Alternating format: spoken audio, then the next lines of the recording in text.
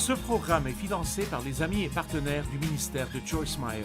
Dieu a dit, je vous ai nommé, je vous ai placé, je vous ai planté, afin que vous alliez et portiez du fruit.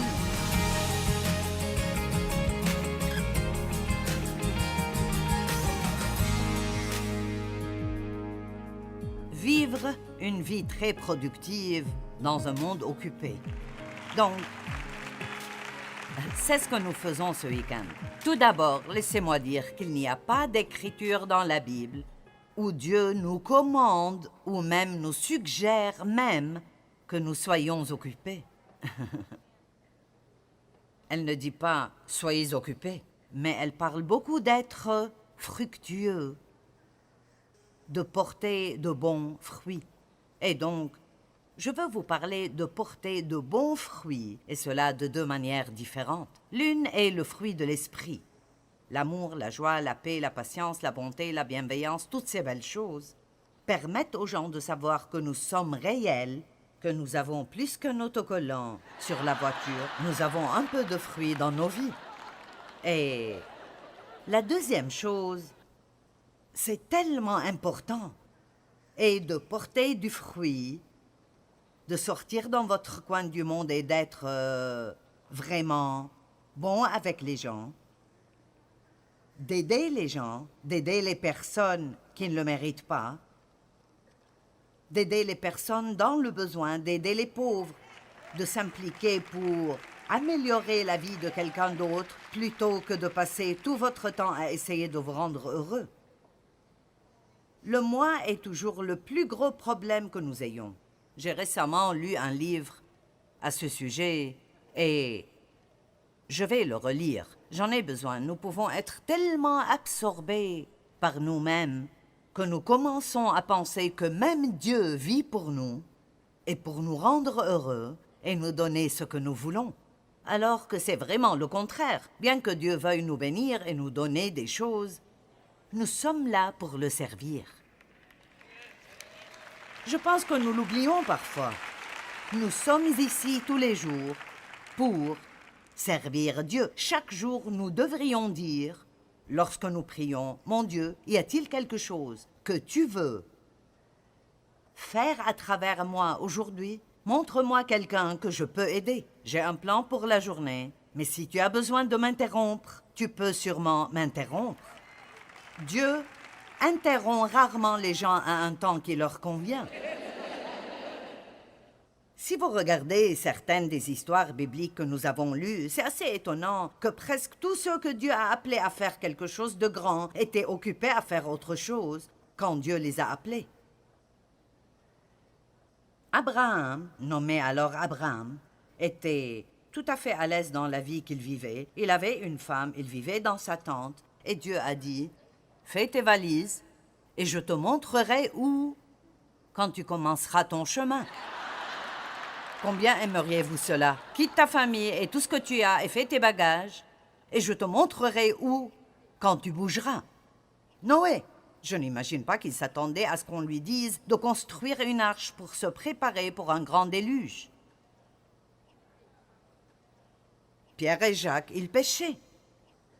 Jésus a dit « Suivez-moi ». Ils se sont éloignés de tout et l'ont suivi. Je pense que beaucoup d'entre nous portent un petit signe invisible sur notre corps qui dit « ne pas déranger ». Ce sont les signes que vous accrochez à la porte de votre chambre d'hôtel lorsque vous ne voulez pas que la femme de ménage vous réveille. Ce n'est pas ce que nous devons dire à Dieu. J'ai mon plan. Ne me dérange pas. Nous sommes là pour lui. Il n'est pas seulement là pour nous. Allez.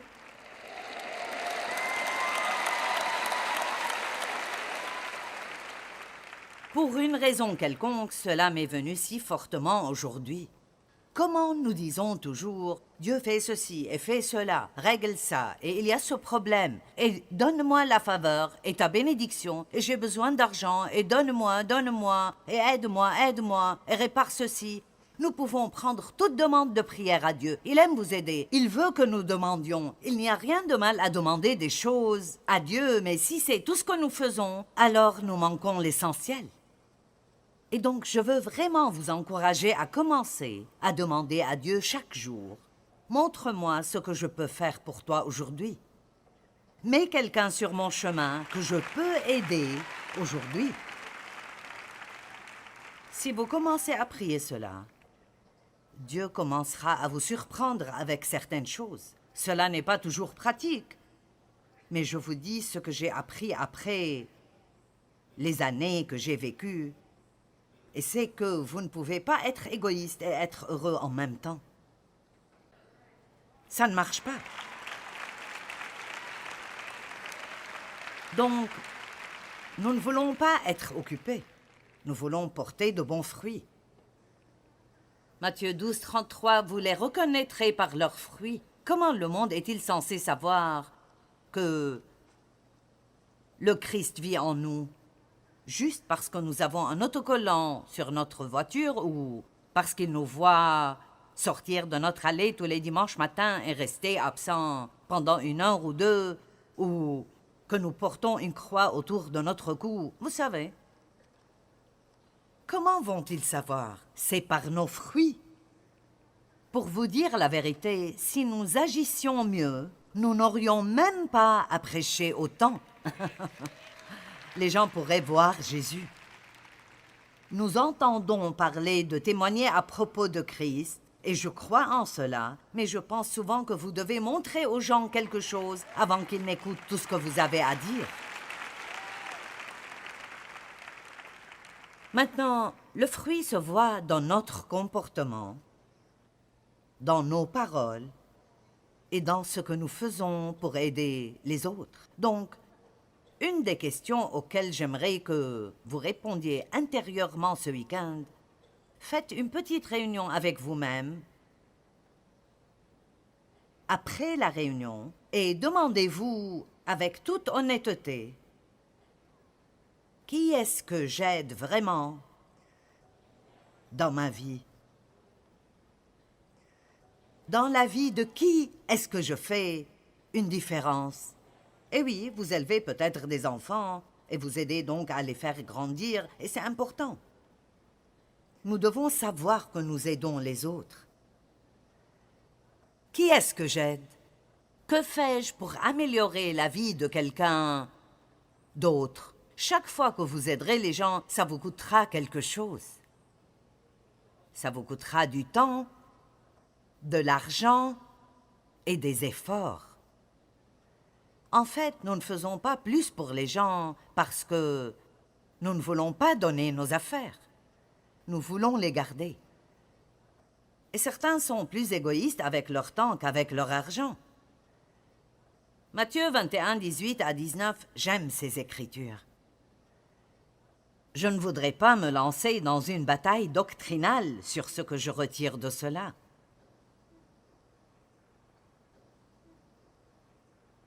Il est écrit dans le verset 18, « Le matin, en retournant à la ville, il eut faim. » Eh bien, il y a beaucoup de gens dans le monde qui ont faim, et je ne parle pas de nourriture physique. Ils ont faim de quelque chose. Ils ne savent même pas ce que c'est. Le monde ne les satisfait pas. La vie ne les satisfait pas. Ils ne peuvent pas être heureux. Ils ne savent même pas ce qu'ils veulent, mais ils ont faim. Ils ont besoin de quelque chose et ne savent pas quoi.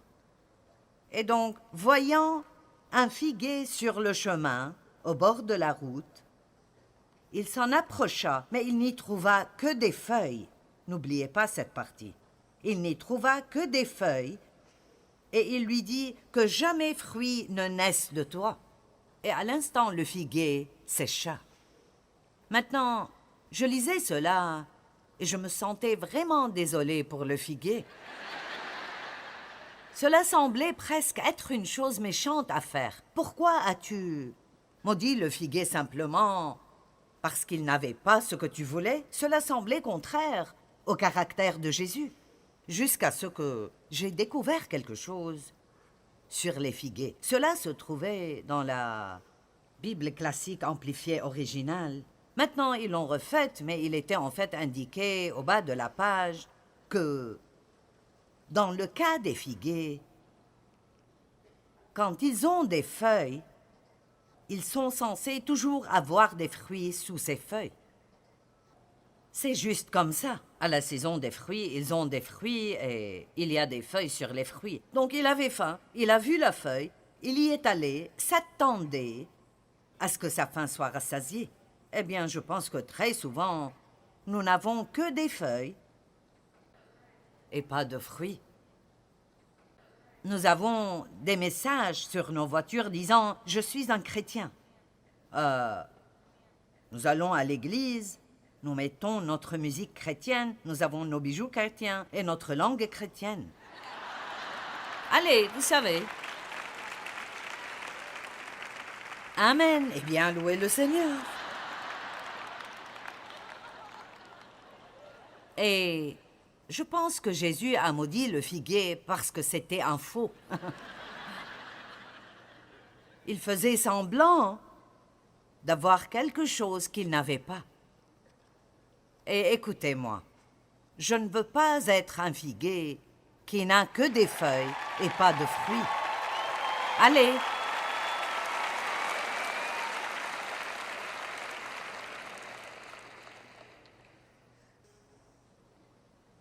Dieu a dit à Adam, « Soyez féconds et multipliez-vous. » Dieu a dit à Noé, « Soyez féconds et multipliez-vous. » Dans Jean 15, Jésus a dit, « Mon Père sera glorifié aux yeux de tous.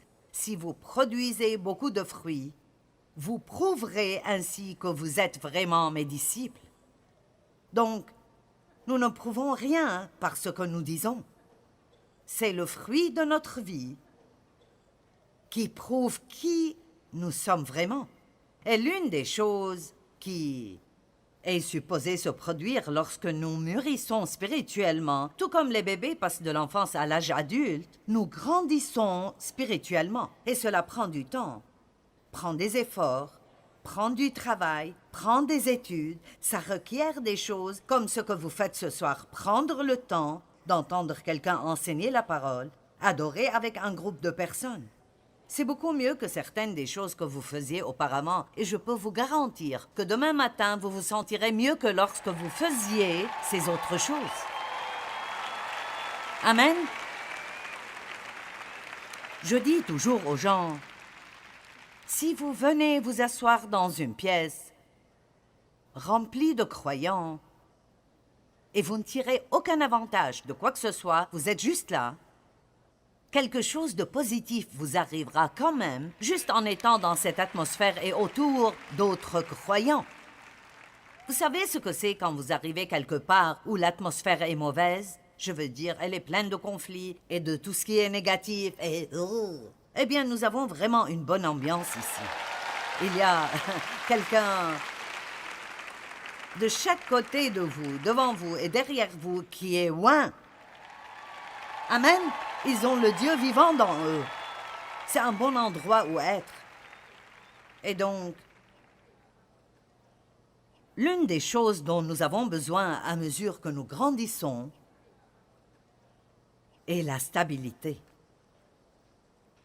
Nous devons grandir au point de pouvoir nous comporter de la même manière, peu importe ce qui se passe dans nos vies. Donc, ce sera un objectif pour moi d'être la même, la chrétienne du quartier. Quand j'ai des difficultés, quand je ne me sens pas bien, quand je perds mon travail, quand je suis malade. Vous savez, ce n'est pas bien de rentrer grincheux à la maison. Qu'est-ce qui ne va pas? J'étais occupée toute la journée et il y avait des embouteillages. Et j'ai mal à la tête. Ouais. Eh bien, puis-je vous dire que tout le monde a quelque chose? Tout le monde a quelque chose. Et les chrétiens peuvent parfois être les personnes les plus méchantes que vous ayez jamais vues de toute votre vie. Et c'est horrible. Rien n'est pire qu'un chrétien méchant. Amen. Et donc, ce fruit que nous sommes supposés avoir dans notre vie est la patience. Je ne suis pas encore entièrement mature car je travaille encore sur ceci. La joie, la paix, l'amour envers les autres, le pardon, être prompt à pardonner, du bon fruit. Et plus vous avez de ce bon fruit qui sort de vous, plus vous êtes heureux.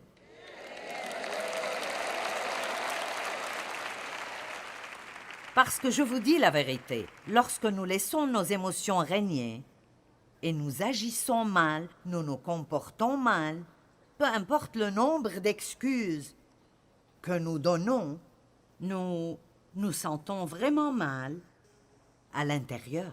Peu importe ce que nous reprochons, nous savons que ce n'est pas bon et nous nous sentons vraiment mal à l'intérieur. Donc je vous dis la vérité, et je peux le dire 100 fois pour que vous ne l'oubliez pas. Plus vous traitez bien les gens, plus vous serez heureux. Amen.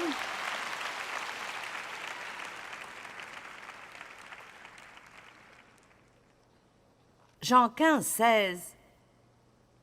Vous ne m'avez pas choisi, dit Jésus, mais je vous ai choisi. Je vous ai nommé et placé, et je vous ai planté à dessein. J'aime ça. En d'autres termes, où que vous soyez, ce n'est pas un accident. Dieu a dit, je vous ai mis quelque part, et je l'ai fait exprès, et je vous ai planté pour que vous alliez et portiez du fruit. Allez, vous dites, je n'aime pas où je suis. Eh bien, vous n'avez pas à aimer où vous êtes.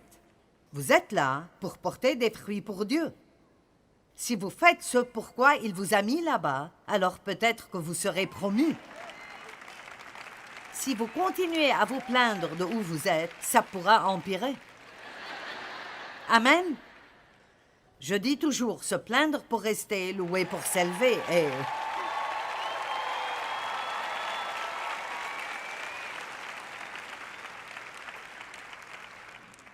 Qu'est-ce que j'ai fait ici? Si nous allons croire les Écritures, Dieu a dit, je vous ai nommé, je vous ai placé, je vous ai planté, afin que vous alliez et portiez du fruit, afin que votre Père au ciel soit honoré et glorifié. Et nous avons dit que c'est la raison pour laquelle nous sommes ici.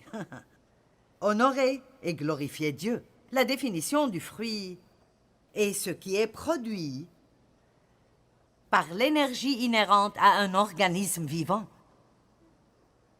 En d'autres termes, tout ce que vous voyez apparaître à l'extérieur est le résultat de quelque chose qui se passe à l'intérieur. Et donc, vous savez qu'un arbre est un oranger parce qu'il a des oranges. Vous savez qu'un pommier est un pommier parce qu'il a des pommes. Ainsi, vous pouvez savoir qu'un chrétien est un chrétien si vous voyez des fruits chrétiens. Mais si tout ce que vous entendez est des paroles et une attitude de supériorité par rapport à tout le monde, ou une attitude de jugement envers tout le monde qui n'est pas aussi bon que vous l'êtes, amen. Vous savez, il y a tellement de gens dans le monde qui souffrent tellement. Et souvent, en tant que chrétiens, nous sommes tellement habitués à être ensemble et à être tous si spirituels ensemble. Et puis, nous sortons et nous rencontrons quelqu'un qui... Wow! Et la première chose que nous sommes tentés de faire est comme se retirer et s'isoler. Et je me souviens que j'étais avec un pasteur d'Angleterre, et mon mari et quelqu'un d'autre. Et ce pasteur anglais était vraiment super avec les gens. Et nous sommes allés à un Starbucks, et la fille qui nous servait avait des cheveux de 5 couleurs différentes qui allaient dans 40 directions différentes. Et elle avait des piercings partout. Eh bien... Vous savez, je pouvais sentir mon attitude religieuse. Allez. Avez-vous déjà senti votre petite attitude religieuse ressortir, c'est comme tout de suite vous êtes sûr que... Eh bien, ce gars d'Angleterre, il se penche au-dessus du comptoir et dit « Ah, j'aime tes cheveux, comment fais-tu cela ?» Et il a commencé cette conversation avec elle et il... Vous savez, il jouissait de la conversation et nous devons nous débarrasser de cette façade religieuse. Amen. Je raconte parfois cette histoire, mais je raconte tout ce qui est dans mon cœur. J'étais allée faire des courses avec une autre femme et c'est une évangéliste et je suis une enseignante. Et nous sommes allés dans un magasin et la fille a dit « Pourquoi êtes-vous en ville ?» Et nous avons dit « Nous sommes chrétiennes. » Et elle a dit « Oh, je suis spirituelle. » Et je me dis toujours un peu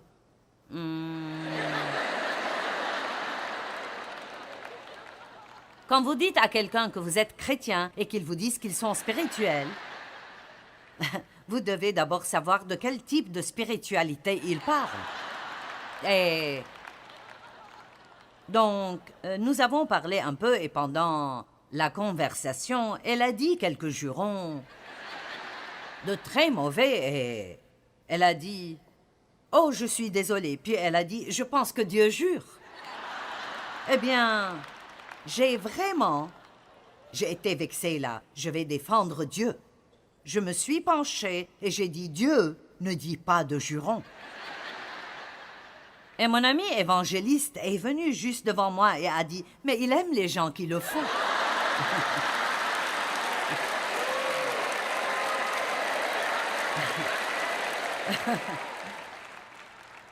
Voici ce que j'essayais de faire et beaucoup de personnes religieuses le font. Nous n'avions pas encore attrapé le poisson et j'essayais de le nettoyer. Vous comprenez cela?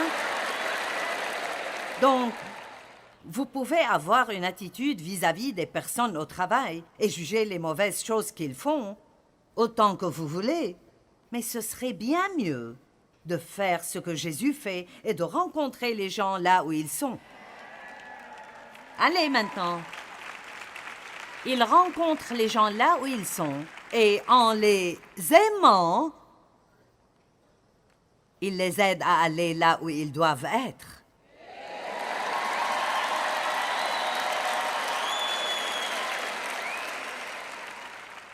Le fruit est l'expression visible de quelque chose qui travaille en nous de manière invisible. Ainsi, la façon dont les gens peuvent voir que Dieu agit dans notre vie est par la façon dont nous changeons. Maintenant, ça prend du temps. Nous ne réparons pas tout en même temps. Nous grandirons tant que nous avons un corps humain. C'est pourquoi nous ne pouvons jamais arrêter d'apprendre. Nous devons toujours éduquer, rééduquer et répéter certaines des mêmes choses encore et encore. Ainsi, Éphésiens 3:20 dit « Dieu peut réaliser bien au-delà de tout ce que nous demandons, espérons ou même pensons par la puissance qui agit en nous. » Maintenant, si nous arrêtions de garder Jésus uniquement pour nous-mêmes, comme notre petit cabinet d'approvisionnement privé, nous lui donnons notre liste de 20 choses que nous devons avoir aujourd'hui. Dieu, si tu ne le fais pas, si je n'ai pas de percée aujourd'hui, Dieu, je ne sais pas si je peux tenir le coup. Je ne sais pas si je peux tenir le coup. Mon climatiseur est en panne et le technicien n'arrive pas. Je suis déprimé. Mais réellement, vous n'avez aucune idée de ce que Dieu veut faire à travers vous. Des choses merveilleuses. Eh bien, je tiens à vous rappeler à nouveau que la Bible ne dit jamais que nous devons être occupés. Elle dit que nous devons être fructueux.